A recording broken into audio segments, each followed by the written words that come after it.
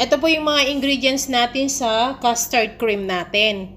Dito muna tayo sa egg yolk. Nabasag yung isa. Buttermilk. At ang ating fresh milk. Ang ating sugar. All-purpose flour. Vanilla powder. Pwede rin extract. At ang ating salt, iodized. At ang ating butter. So, let's start na po tayo. Lahat po ng sukat niyan ay ilalagay ko sa ating screen at sa description box natin.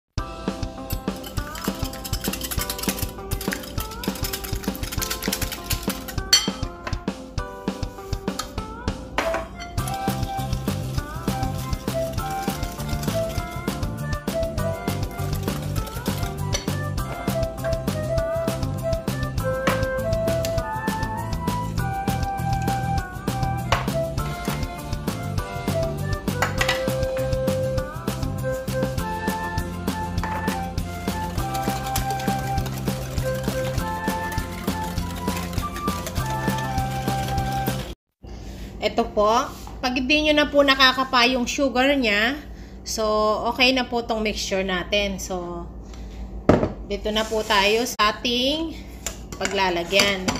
Lagay lang po natin dyan. Ilulutuin po natin ito ng low fire lang. And then, ito pong ating butter. Lagay na natin siya. At ito pong ating all-purpose flour natin.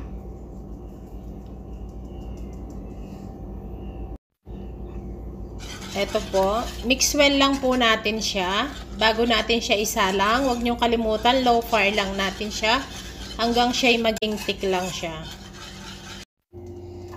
Ayan po, nakasalang na po siya ng low fire lang.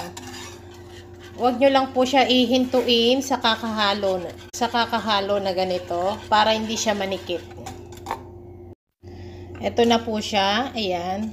So, ganyan lang po yung kanyang pagkalapot. Hindi naman po yung masyado malapot na malapot. Ayan o. So, okay na po ito.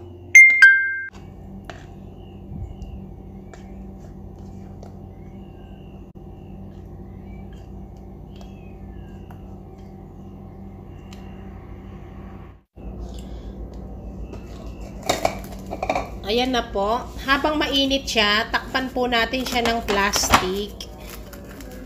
Ayan. Para hindi siya ma-dry. Set aside muna po natin siya. Ayan. Bago nyo po siya gamitin. So, ito na po yung ating